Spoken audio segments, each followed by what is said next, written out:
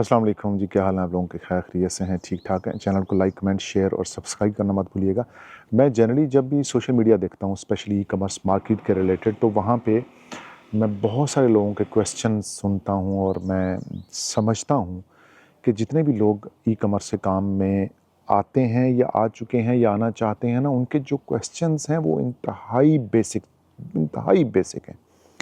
इसका मतलब ये है कि या तो वो लोग सही तरह से सीखते नहीं हैं, या फिर उनको सिखाने वाले बहुत नालायक होते हैं, या उनका ख्याल होता है कि शायद वो सिर्फ यूट्यूब के ऊपर 2 4 10 वीडियो देख के उस पे बहुत ज़्यादा एक्सपर्ट हो जाएंगे, जो कि ऐसा बिल्कुल नहीं है।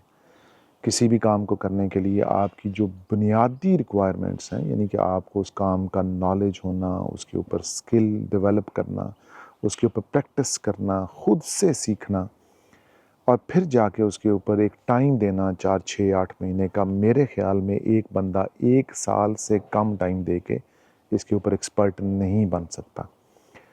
और जहाँ तक सोशल मीडिया और यूट्यूब की बात है, बहुत अच्छी बात है कि वहाँ पे बहुत सारा इन्फॉर्मेशन, बहुत सारा नॉलेज पड़ा होता है। लेकिन मेरा ज़ाती ख़्याल है कि जिस बंदे का अपना ज़ाती अकाउंट नहीं है, चाहे वो टिकटॉक है, चाहे वो ईबे है, चाहे वो अमेज़न है, और उसके ऊपर अगर उसका ज़ाती अकाउंट नहीं है, ना वो बंदा किसी को सर्विसेज दे सकता है, ना ही वो रिस्पॉन्सिबिलिटी फ़ील कर सकता है कि जब किसी का अकाउंट किसी की गलती की वजह से सस्पेंड होता है, तो कितना बड़ा नुकसान होता है। सकलैन मुश्ताक साहब ने जो है ना एक पोस्ट की है, और उन्होंने एक तो मॉडल पूछा है। मॉडल में उन्होंने पूछा है कि जी मैं यूके में लिमिटेड कंपनी बना के ईबे पे काम करना चाहता हूँ, तो क्या ये मॉडल सेफ़ है? खर्चा कितना आएगा? इसके ऊपर गाइड कर दें।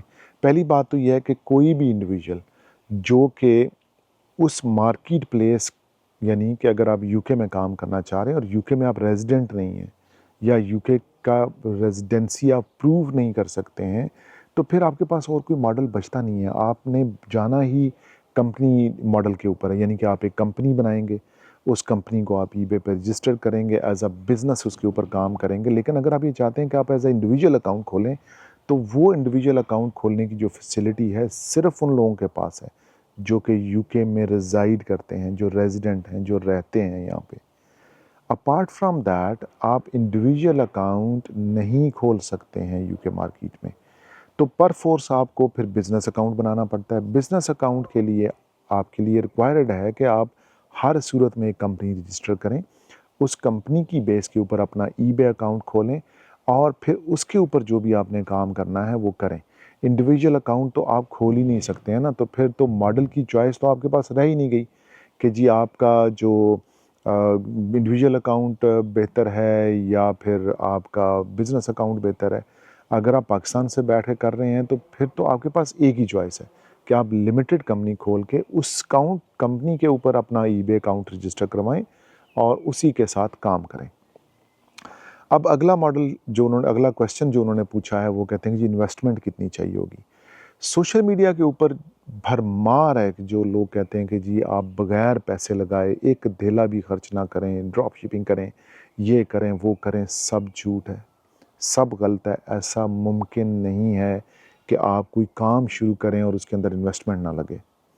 ऐसा मुमकिन ही नहीं है, पॉसिबल ही नहीं है। ये एक यूनिवर्सल लॉ है कि आपने कुछ भी करना है तो आपने वो सर्विसेज के लिए पे करना है, या कुछ ख़रीदना है या कोई काम शुरू करना है, तो उसका एक बुनियादी असूल है। और वो बुनियादी असूल ये है कि आपने पहले ख़र्च करना है और उसके बदले में आपने कुछ चीज़ें कमानी है। वरना ऐसा अगर कोई बिज़नेस मॉडल मिल जाए कि जिसके अंदर आप ख़र्च किए बगैर ही काम शुरू कर दें, तो फिर तो मौजें हो गई, फिर तो मज़े हो गए, फिर तो ज़रूरत ही कोई नहीं है, फिर तो सबके जो है ना मज़े हो जाएंगे। मेरा अपना ख़्याल है कि इंग्लैंड में अगर आपने काम शुरू करना है, इंग्लैंड में, यूके मार्केट में, कम अज़ कम 700 पाउंड, 1000 पाउंड की इन्वेस्टमेंट आपके पास होनी चाहिए। ये एक बेसिक इन्वेस्टमेंट मैंने आपको बताई है। इस इन्वेस्टमेंट के अंदर आपकी कंपनी के एक्सपेंसेस भी हैं, आपका बैंक अकाउंट्स भी हैं, बाकी चीज़ें हैं, सारा ख़र्चा है। इवन कि अगर आप ड्रॉप शिपिंग भी करते हैं, अली एक्सप्रेस से ड्रॉप शिपिंग करते हैं, तो आपने चीज़ें परचेज़ तो करनी है ना पहले। अली एक्सप्रेस वाले आपको फ्री में चीज़ें तो नहीं देंगे। हाँ, ये है कि चलें आपने 500 पाउंड की चीज़ें ख़रीद ली तो आपने 700 पाउंड की बेच दी। चलें 2-250 एक रीज़नेबल प्रॉफ़िट है, लेकिन ऐसा नहीं है कि ज़ीरो इन्वेस्टमेंट के साथ आप काम शुरू कर सकते हैं। अगर आपको कोई ये कहता है कि ज़ीरो इन्वेस्टमेंट के साथ काम शुरू करें, तो यकीनन ये गलत है। सोशल मीडिया के ऊपर ना जाएँ, अपनी स्किल खुद डेवलप करें, पढ़ें, समझें और उसके बाद इस चीज़ पे काम करें। कोई प्रॉब्लम हो, कोई मसला हो या कोई इन्फॉर्मेशन आपको चाहिए, आप मेरे व्हाट्सएप नंबर पे मुझसे राब्ता कर सकते हैं। चैनल को लाइक, कमेंट, शेयर और सब्सक्राइब करना मत भूलिएगा। नेक्स्ट व्लॉग तक इजाज़त दीजिए। Take care of yourself. अल्लाह हाफ़िज़।